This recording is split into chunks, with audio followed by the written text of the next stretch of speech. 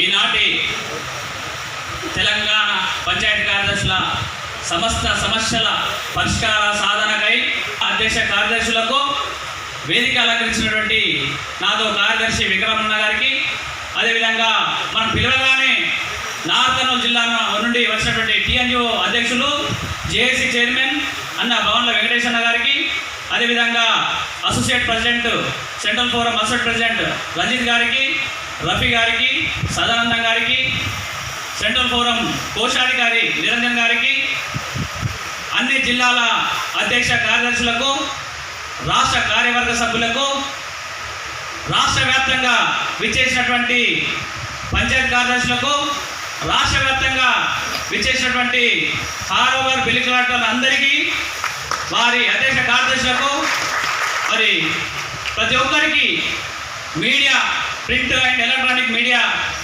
మిత్రులకు ప్రతి ఒక్కరికి కూడా పేరు పేరున శుభాభివందనాలు తెలియజేస్తా ఉన్నాను.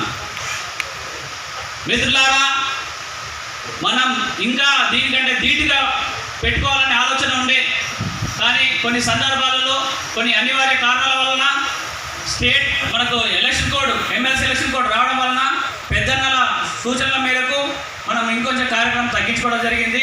జిల్లాల నుండి కూడా ఇంకా ఎఫర్ట్ పెట్టి మనం తీసుకురాలేకపోయినాం. ఎలక్షన్ కోడ్ వల్ల గ్రామ పంచాయతీ ఎలక్షన్ బ్యాలెట్ వర్క్ కానీ మిగతా ఇతర పనులు ఉండడం వల్ల మనం ఇంకా జిల్లా కింద ఫిక్స్ చేయలేకపోయినాం. దాంట్లో భాగంగా మనందరూ కూడా మన శాఖ మంత్రివర్యులు వస్తే బాగుండే అని అందరికీ ఆలోచన ఉంది, నాకు కూడా ఉంది.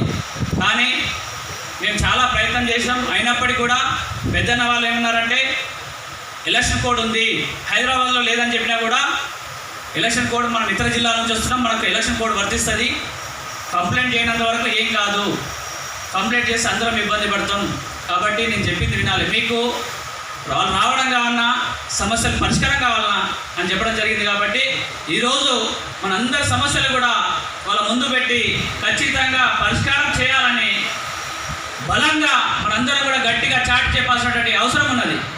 కాబట్టి